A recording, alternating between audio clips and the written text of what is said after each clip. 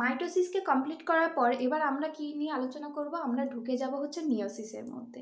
মিওসিসের এখানে তাহলে আমরা আগে প্রথমে ইন্ট্রোডাকশনটা জানবো যে মিওসিস কী জিনিস। মিওসিসকে বলা হয় অনেক ক্ষেত্রে, একে বলা হয় রিডাকশনাল ডিভিশন, অর্থাৎ হ্রাস বিভাজন, অর্থাৎ মাতৃকোষে যেই সংখ্যক ক্রোমোজোম থাকে অপত্যতে তার অর্ধেক হয়ে যায় ক্রোমোজোম সংখ্যাটা, এবং যেই মাতৃকোষে মিওসিস হতে চলেছে সেই সেলটাকে আমরা কি বলি, আমরা বলি মিওসাইট।